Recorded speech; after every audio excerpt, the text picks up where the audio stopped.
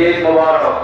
সম্মানিত মুসলিম کرام, জাতীয় ঈদগাহে আজকে ঈদের জামাত সকাল 8:30টায় অনুষ্ঠিত হবে ইনশাআল্লাহ।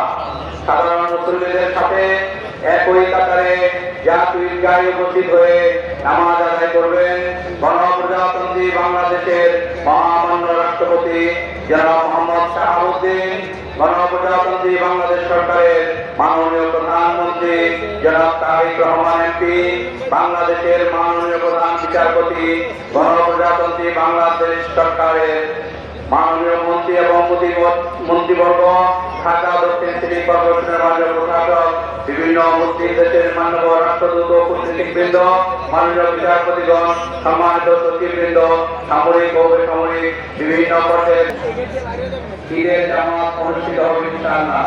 আল্লাহু আকবার, আল্লাহু আকবার, লিল্লাহিল হামদ, আল্লাহু আকবার, আল্লাহু আকবার, লা ইলাহা ইল্লাল্লাহ, আল্লাহু আকবার, আল্লাহু আকবার, লিল্লাহিল হামদ, আল্লাহু আকবার, আল্লাহু আকবার, লা ইলাহা ইল্লাল্লাহ, আল্লাহু আকবার।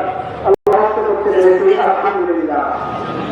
রমজানের সিয়াম এবং রমজানের রাতে তারাবি, এই বিষয়গুলো এই মাসে সবচেয়ে বড় আমল।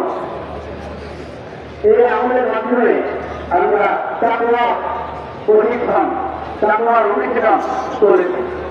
তাকওয়া হলো আল্লাহ রাব্বুল আলামিনের নিয়ামতকে পালন করে, আল্লাহ রাব্বুল আলামিনের দরবারে হাজির হয়ে আল্লাহর নামে দাঁড়িয়ে আমাদের নিজেকে যখন আমাদের হিসাব দিতে হবে, এই অনুমতি দিনে জাগ্রত করে আল্লাহ নিয়ামতে সকল দিনে জাগ্রত করে এবং